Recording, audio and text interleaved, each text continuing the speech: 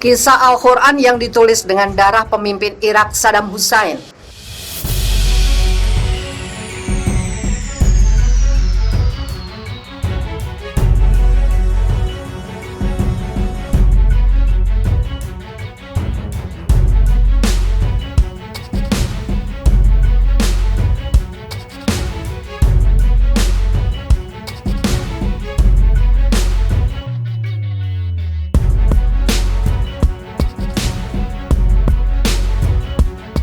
Sebuah kitab suci Al-Quran disimpan rapat-rapat di balik kaca di ruang bawah tanah Masjid Ummul Qura, sebelumnya disebut Ummul Marik di Baghdad, Irak. Tidak semua orang boleh melihatnya. Kaligrafi dalam kitab tersebut sungguh indah, sangat layak dipajang di museum atau galeri seni. Masalahnya huruf-huruf itu tidak ditulis dengan tinta, melainkan darah Saddam Hussein. Saddam memerintahkan Al-Quran itu dibuat pada 1997 dalam rangka ulang tahunnya yang ke-60. Tahun 90-an adalah masa-masa sulit buat sang diktator. Dikutip dari Today, iPhone Out, Minggu 20 Juni. Ia jadi alim setelah percobaan pembunuhan yang menargetkan putranya Uday Hussein pada 12 Desember 1996. Menurut Saddam, kitab tersebut adalah ucapan terima kasihnya pada sang pencipta yang membantunya melalui banyak konspirasi dan bahaya. Hidupku penuh dengan bahaya. Seharusnya aku sudah kehilangan banyak darah, namun karena hanya sedikit darah tertumpah, aku memerintahkan seseorang menuliskan ayat-ayat Allah dengan darahku sebagai rasa syukur. Selama 2 tahun pembuatan, Saddam duduk bersama dengan penulis kaligrafi Abbas Shakir Jodi al-Baghdadi dan perawat yang bertugas mengambil darah. Konon total 27 liter darah yang dipompa dari tubuhnya untuk memenuhi 605 halaman. Sang penulis kaligrafi mengaku terpaksa, ia tidak bisa menolak setelah menerima perintah lewat telepon.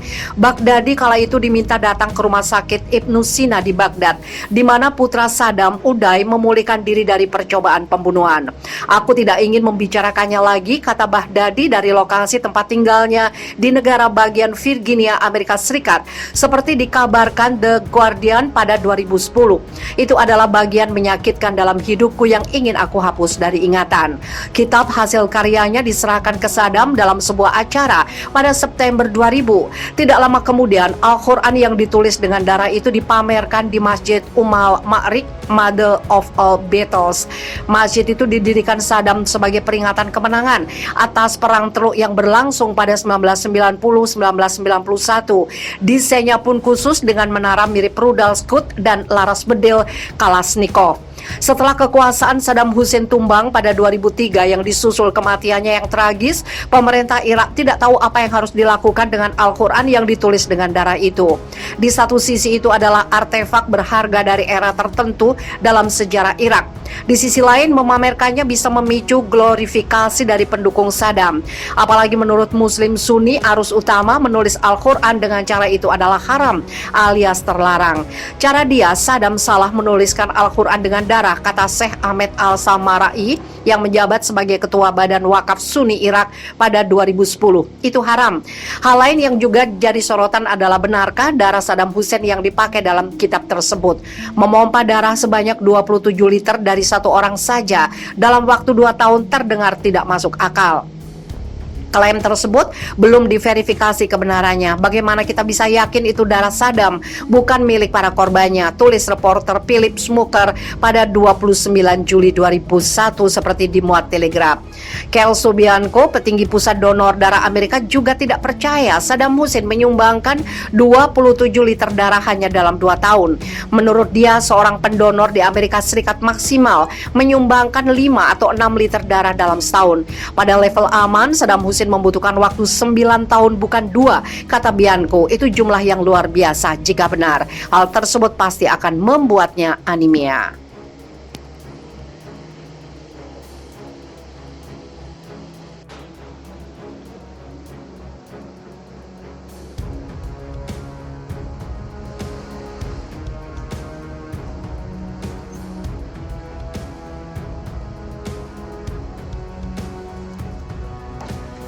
Israel sebut Ebrahim Raisi ekstremis, yakin presiden baru Iran itu akan tingkatkan program nuklir.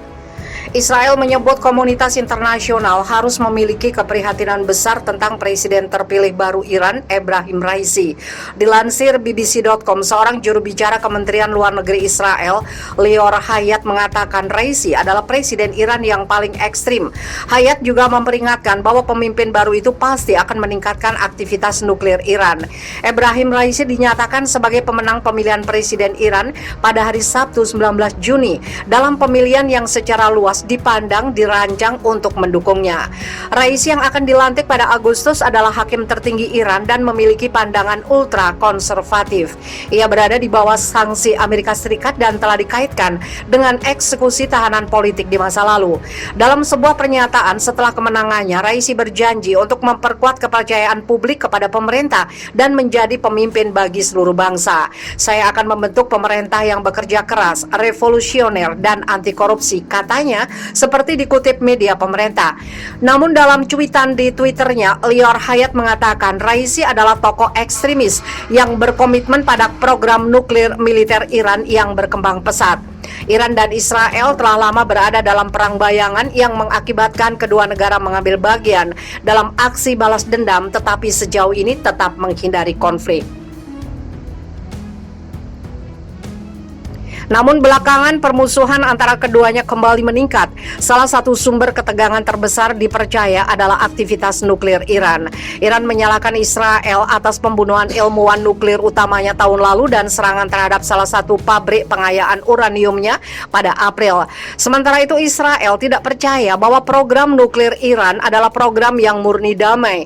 Israel yakin Iran bekerja untuk membangun senjata nuklir. Kesepakatan nuklir Iran 2015 runtuh ketika mantan Presiden Amerika Serikat Donald Trump meninggalkan kesepakatan pada 2018 dan memberlakukan kembali sanksi yang melumpuhkan ekonomi. Pemerintah Biden sekarang mencoba mencari cara untuk memasuki kembali kesepakatan itu. Menanggapi sanksi yang diperketat, Iran meningkatkan kegiatan nuklirnya dan saat ini memperkaya uranium pada tingkat tertinggi yang pernah ada. Meskipun jumlah itu masih kurang dari apa yang dibutuhkan untuk membuat senjata tingkat nuklir. Mengomentari hasil pemilu, Amerika Serikat mengatakan pihaknya menyesalkan rakyat Iran tidak dipedulikan hak mereka untuk memilih pemimpin mereka sendiri dalam proses pemilihan yang bebas dan adil. Jumlah pemilih berada pada rekor terendah untuk pemilihan ini dengan kurang dari 50% pemilih terdaftar pergi ke tempat pemungutan suara dibandingkan lebih dari 70% pada tahun 2017.